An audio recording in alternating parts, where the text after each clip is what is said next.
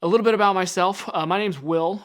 I am a filmmaker currently living in Berlin from Boise, Idaho. I have produced, written, directed 2 feature films, both of which are currently in distribution, and learned a lot along the way. And I get asked a lot of questions by other contemporaries, other filmmaker friends of mine about the processes that I use. And so I just thought, you know what, why not throw it up on the internet, make it accessible to everyone, and kind of do some good. So today we're going to talk about how to know if you are ready to make your first feature film. This is a big question that a lot of filmmakers at one point will ask themselves.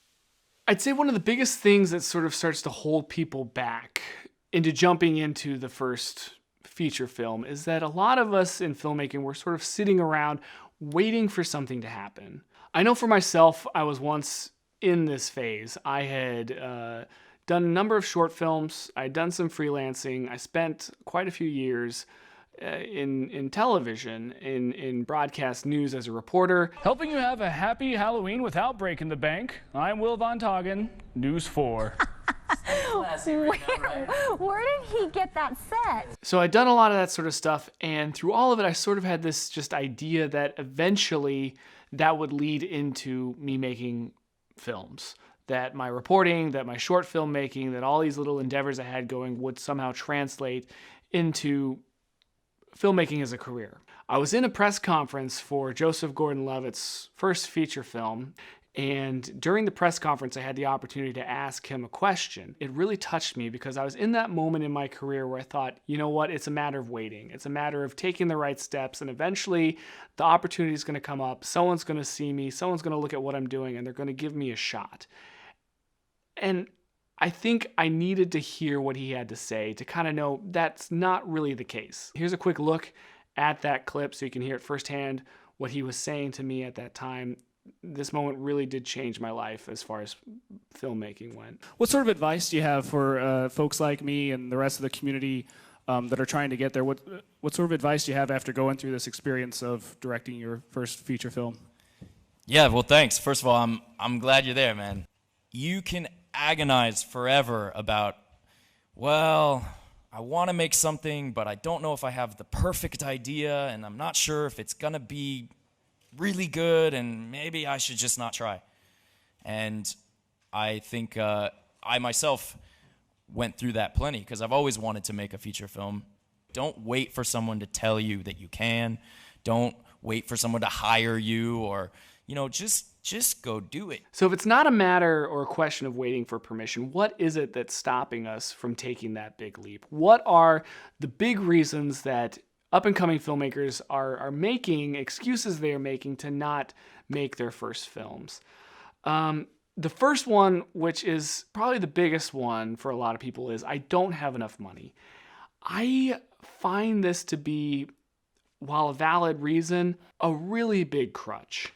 Because filmmaking right now has never been better. We are at a time where the resources that are given to us are just out of this world. If you study a lot of the early 90s independent filmmakers, which I consider to be the sort of the groundbreaking pioneers of independent film as we know it, Ed Burns, Kevin Smith, these are the guys that really made a lot with nothing. And I think they kind of proved to us that the money factor does not need to be the factor. And their films that they were making at the time, Robert Rodriguez, $10,000, $20,000, and all of that money was going into film stock because they were shooting on actual 35 or 16 millimeter film. And so all the money that they had was actually going into that. Today we're working with cameras that are just unbelievable, unreal. $1,000, you get yourself quality that was unheard of at the time. And so that factor, that cost is now gone. And so if that's subtracted, you should theoretically be able to execute and pull off what these guys did for a couple $1,000.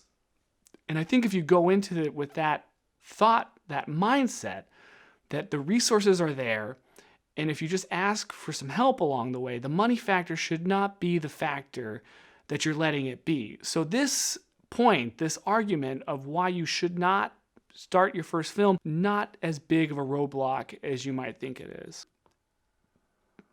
The fan's kicked on again. Cheap lights. We may talk about that in a future episode.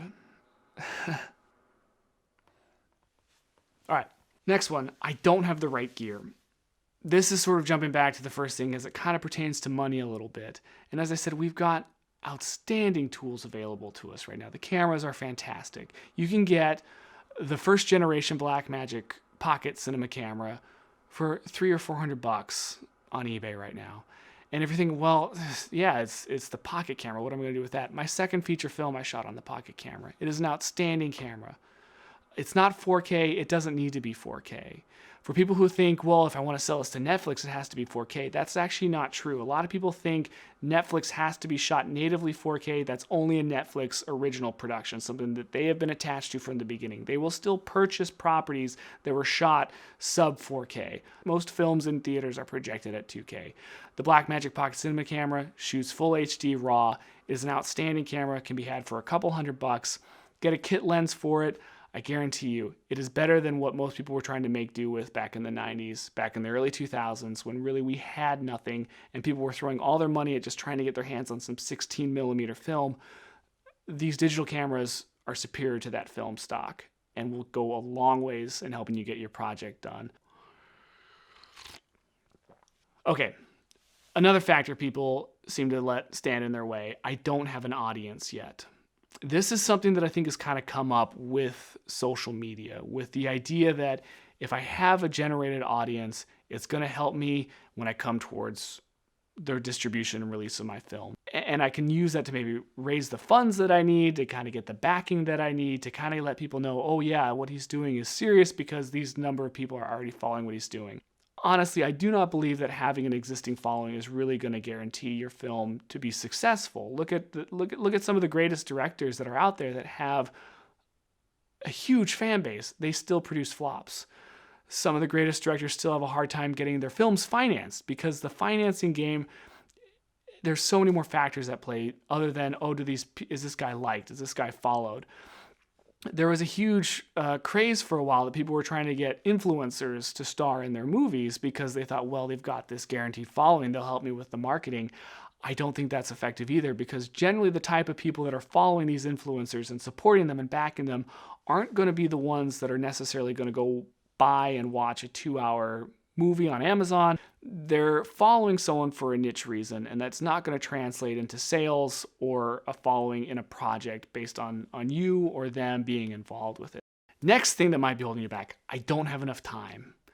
Filmmaking is extremely time consuming, and especially making a feature.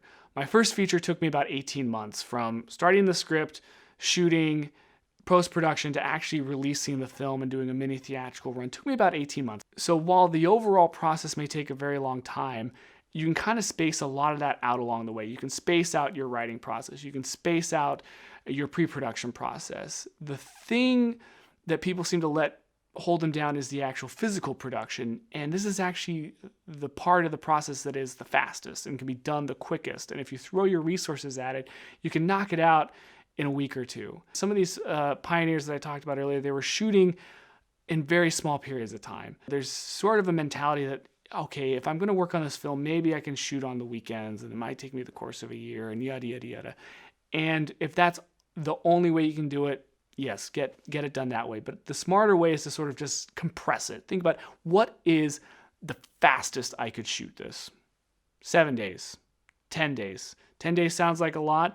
You build the weekends on either side if you're working a full-time job, and you're really only needing to take a little bit of time off of work, surrounding yourself with the weekends. You can get it done. And so I would not let this hold you back, because after this process, you can, again, sort of get back into a sync, take some more time, get your post-production done, doing your reshoots if they're necessary, planning a release schedule. Another one. I haven't won any awards, or I haven't played at a film festival. Like I said, a lot of people are making short films with the goal of eventually getting features off the ground. And sometimes these short films are proof of concept. Sometimes they're pilot episodes. Sometimes they're a single scene that they want to build into a larger film. Whiplash did it. Napoleon Dynamite did it.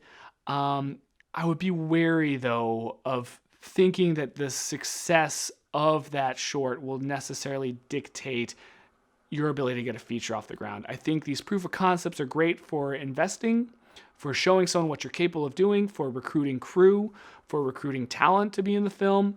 when I was doing reshoots on my second feature film, I did some new casting, was actually able to get some name talent involved and reshoot scenes with well-known actors because I had scenes that I already shot in the first round of production to show them and let them know this is the quality we're talking about. This is what it's going to look like. This is sort of the feel and the vibe. And they were much more willing to sign on to that project as a result. That was sort of a happy accident. The idea of making a short film for the purpose of attracting talent and crew, it's a great idea. Doing it hoping this will win me certain awards, and then therefore, because of these awards, I'll be able to go on and make a film, it's not going to happen the way you think it will. Those type of stories are far and few between, so I would let that be a calling card to you, but understand that it's not going to be a guarantee to get your project off the ground. So festivals, awards, don't let that be something that's holding you back. One of my favorite filmmakers who I've talked about in the independent realm is Ed Burns, and he's got a fantastic book. I'm going to grab that real quick. Hold on. This is the book, Independent Ed by Ed Burns. You can buy it online or at your bookstore. This is gold as far as finding a sort of a system, a process, which he talks about for getting very small, low-budget, independent gigs off the ground and seeing them through. And what's outstanding about this is it sort of proves the idea that if you have successes, if you have a following, it's not going to guarantee that down the road you're not going to hit the same issues. You know, this guy went into Sundance, made $4 million projects, acted in some big budget films, Saving Private Ryan, and later on down the road, when he was trying to get other passion projects off the ground, he met the exact same issues of not being able to get it financed, not getting the people behind him that he thought he would, and he eventually went back to his original process that he did on his very first movie, finding ways to shoot this on a shoestring in 12 days, get it off the ground, self-distribute off of iTunes, make the money back, and go on to make further projects. This is a very inspirational book. I would recommend it. Along with this, everything that is out there to educate yourself, YouTube, books, educate yourself, arm yourself, build your toolbox, because that's what's going to carry you through this entire process the whole way. There's not anything that you will experience in this that will not help you at some point. This isn't, when you make this movie, it may be your first, it hopefully won't be your last. Go into it with that understanding that whatever mistakes you make are a learning opportunity. It's often going to be the case that you don't know what you don't know. And that's going to happen every single day, every single step while making your first feature. And that is the best part of it, because you're learning and you're growing and you're taking it with you into the next, not even the next project, the next day.